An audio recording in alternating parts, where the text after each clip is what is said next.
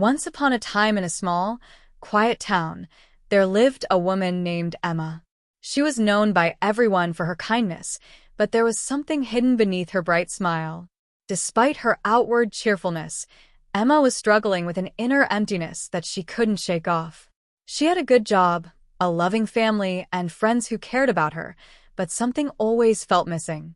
One chilly autumn morning, as Emma sat sipping her coffee at the local cafe, she overheard a conversation between two elderly women at a nearby table.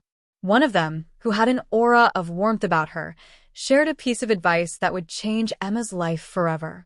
True happiness, the woman said softly, isn't something you find. It's something you create. The words hit Emma like a thunderclap. She had spent so many years thinking that happiness was something to chase, something that would appear once she had the perfect job, the perfect home, or the perfect relationship. But the woman's words made her realize that happiness wasn't about external things at all. It was about how you choose to live your life and how you approach the world around you. For the next few weeks, Emma couldn't stop thinking about that phrase. True happiness is something you create. She decided to test it.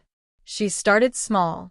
She made a conscious effort to smile more, to be present in each moment, and to show gratitude for the simple things in her life. A beautiful sunset, the laughter of her nieces, the aroma of fresh flowers in her garden. Slowly, Emma began to notice that her world seemed brighter. She wasn't waiting for happiness to come to her anymore. She was choosing it every day. One day, while walking through the park, Emma noticed an elderly man sitting alone on a bench. His face was lined with the weight of years, and his eyes seemed distant. She felt an urge to speak to him, to share some of the newfound joy she had discovered.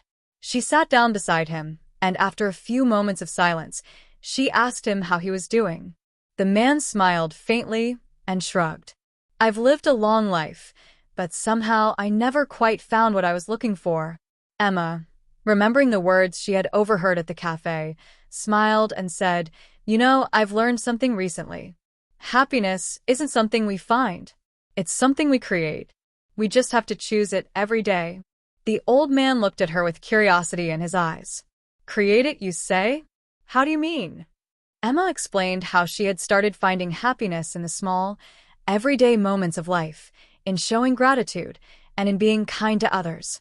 She didn't wait for happiness to come to her anymore. She created it with each choice she made. The man listened intently, and for the first time in a long while, a spark seemed to light up in his eyes. I think I understand, he said. Perhaps it's time I start creating it too. Over the next few weeks, Emma and the elderly man, whose name was Mr. Harris, became good friends. They met regularly to chat, share stories, and walk through the park together. Slowly, Mr. Harris began to embrace the idea that happiness was a choice. He started helping his neighbors, taking time to savor his daily walks, and even started painting again, something he had loved as a young man but had long since abandoned. One day, Mr. Harris shared with Emma that he had started volunteering at the local community center, helping others who were feeling lonely or lost.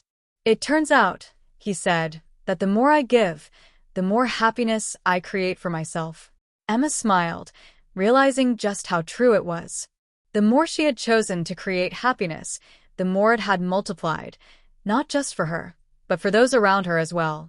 From that day on, Emma's life was filled with a deeper sense of purpose and joy. She understood that happiness wasn't something you could buy or search for. It was something you cultivated every single day through your actions, your mindset, and your connection to others.